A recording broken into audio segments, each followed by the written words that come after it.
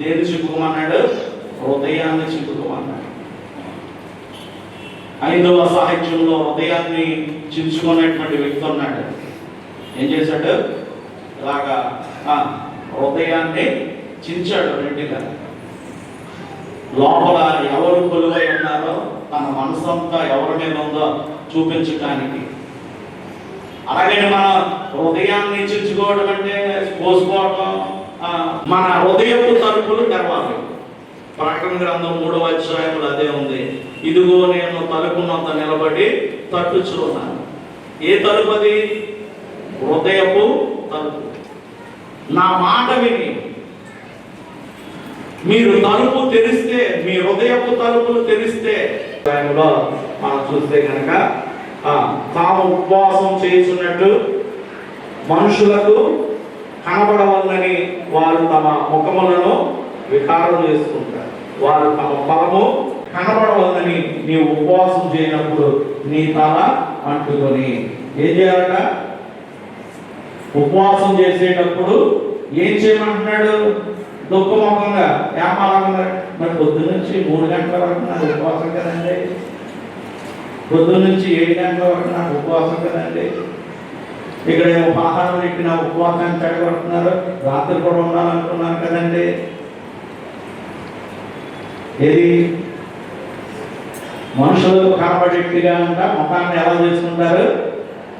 Draw చేయాలా? ఏంటి అలాగన్నారు? ఉపవాసం ప్రారంభించాం కదండి, ఉపవాసం అంటే ఈ రోజు నుంచి అది వద్దా అన్నాడు ఆయన.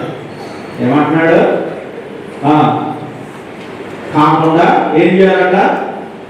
ఏం చేయాలి చెప్పండి? తలంటుకుని ఉపవాసం చేసేవారు ఏం చేయాలా? ఈ 40 రోజులు తలస్నానం చేసేయాలి. మీరు ఉన్న చుట్టూ ఊడిపోతే అంటే మనం ఆ రాయబడినటువంటి అక్షర సత్యాన్ని చూస్తున్నాం. అక్షర సత్యంతో పాటుగా ఆత్మీయ సత్యాన్ని కూడా తలంటుకోవడం. దేనికి సాదృశ్యం? పరిశుద్ధ లేఖనాల్లో మనము ఆలోచన చేయగలుగుతున్నప్పుడు దేని వరకు ఆయన ఈ విధంగా చెప్తున్నాడు? తలంటుకోవాలి అని చెప్పడంలో గల ఉద్దేశం ఏంటంటే మీ తలంపులను మార్చుకోనండి. ఉపవాసం ఉంటామని ఫిక్స్ అయ్యారు కదా, అనుకుని మొదలు పెట్టారు కదా, మీరు చేయవలసింది ఏంటంటే తలంపులు మార్చుకోండి. అదే ఇష్టపడండి. తలంపులు ఎందుకని? యెషయా గ్రంథంలో ఉంది, నా తలంపులు వేరు, మీ తలంపులు వేరు. కాబట్టి ఇప్పుడు తలంటుకునేటువంటి ఉద్దేశంలో మీ తలంపులు ఉన్నాయే, మీ తలంపులు నా తలంపులాగా మారాల. అది చెయ్యాలి ఉపవాసం ఉన్నట్టు. యేసుప్రభు ప్రార్థన ఏమంటాడు? నీ చిత్తమే సిద్ధించును గాక. నా ఇష్టం కాదు, నీ ఇష్టమే. రోజు మానేయడానికి ఉపవాసం అనేటువంటి పేరు అవసరంలా. రాత్రి బాగా ఎక్కువ తినేసమంటే రేపు వచ్చిన మళ్ళా తిన్నారు తీసుకోదు కాబట్టి మానేస్తాం. ఒక పూట ఇంట్లో కూర నచ్చంత అయితే మానేస్తాం. మనకి ఉపవాసం అంటే వదులు మానేయటం, దానికి ప్రార్థనే అవసరంలా. చాలా రకరకాల కారణాలు ఉన్నాయి. భార్య భర్తలు గొడవ పడ్డారు, తల్లి బిడ్డలు గొడవ పడ్డారు, వాళ్ళు అడిగింది ఇవ్వలేకపోయాం, వారు కూడా ఏం చేస్తారు? ఈ పూట నేను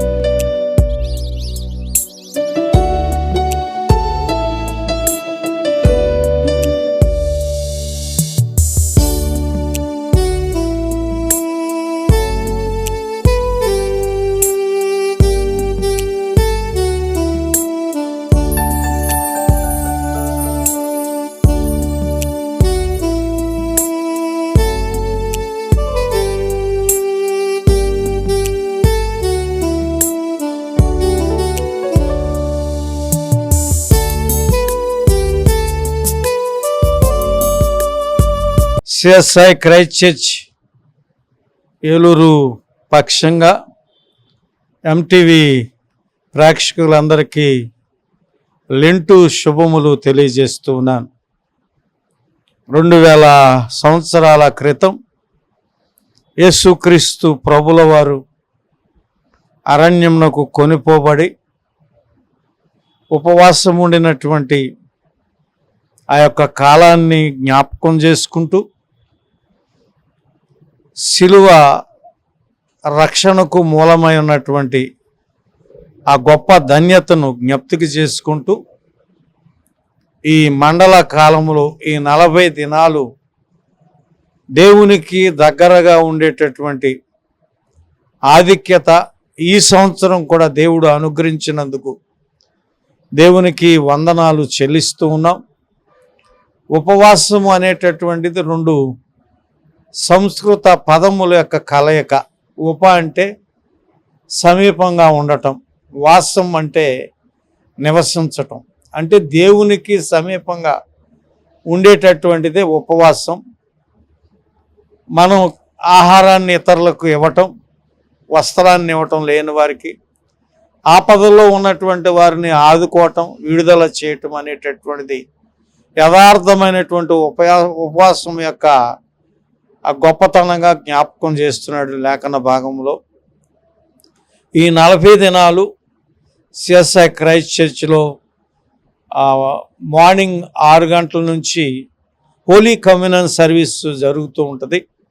సాయంత్రం వచ్చేటప్పటికి శ్రమకాల ధ్యాన ఆరాధన కార్యక్రమం 6:30 గంటల నుంచి జరుగుతూ ఉంటుంది. ఈ 40 దినాలు అందరూ ఎంతో భక్తి విశ్వాసాలతో దీక్షతో వారు రావటం అనేటటువంటి జరుగుతూ ఉంది. దేవుణ్ణి మహింపరుస్తూ ఉన్నారు. ఈ దినం ఆ లెంటుకు ప్రారంభ దినం భస్మ బుధవారం అంటూ ఉంటారు. దీన్నే బూడిద బుధవారం అని కూడా పిలుస్తూ ఉంటారు. ఈ బూడిద అనేటటువంటి దానికి అర్థం నిరుపయోగం, ఉపయోగము లేనటువంటి. కానీ ఈ బూడిద పశ్చాత్తాపానికి గుర్తు, పరిశుద్ధతకు గుర్తుగా చెప్పబడుతుంది. అంటే పరిశుద్ధుణ్ణి ఆరాధించటం అనేటటువంటిది ఈ భస్మ బుధవారం ప్రారంభంగా ఉండి ఉన్నది.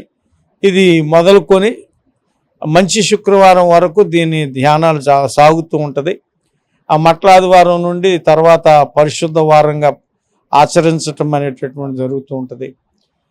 ఈ విధంగా క్రీస్తుని ఆరాధిస్తూ సాగిపోవటం అనేది క్రైస్తవుల యొక్క విశ్వాసంగా చెప్పబడుతుంది. ఈ 40 అనేటటువంటి సంఖ్య చాలా ప్రాముఖ్యమైనది బైబిల్లో. యేసుక్రీస్తు ప్రభులు వారు కొరడా దెబ్బలు తిన్నది 40 కొరడా దెబ్బలు. 40 దినాలు ఆయన ఉపవాసం ఉన్నాడు. మోషే 40 దినాలు ఉపవాసం ఉన్నాడు.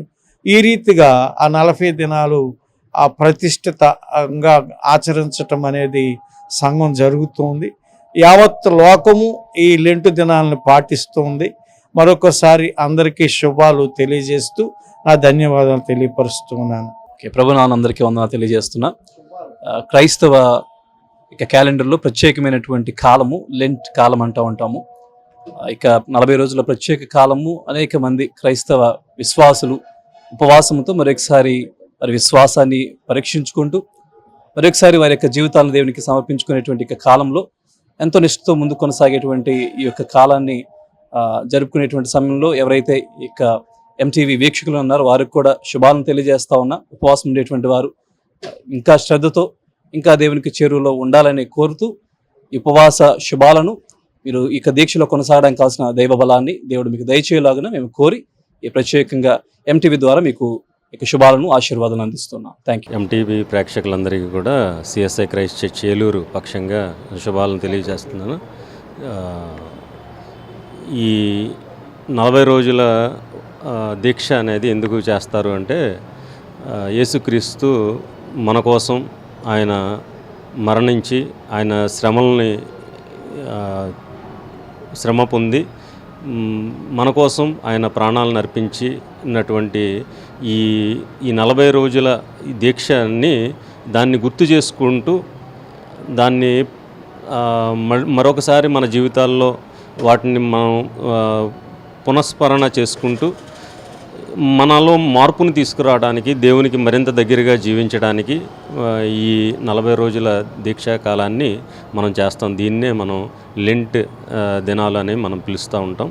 కాబట్టి ప్రతి ఒక్కరూ కూడా ఈ కార్యక్రమాల్లో పాల్గొని ఈ 40 రోజులు మనం మరింత దగ్గరగా దేవునికి ఉండి మనల్ని మనం పరిశీలించుకుంటూ మనలో మన జీవితాలని మార్పు తెచ్చుకుంటూ జీవించాలని నేను మనస్ఫూర్తిగా కోరుకుంటూ క్రైస్ట్ చర్చ్కి మీ అందరినీ కూడా ఆహ్వానిస్తూ నా మాటలను ముగిస్తా ఉన్నా. Thank you.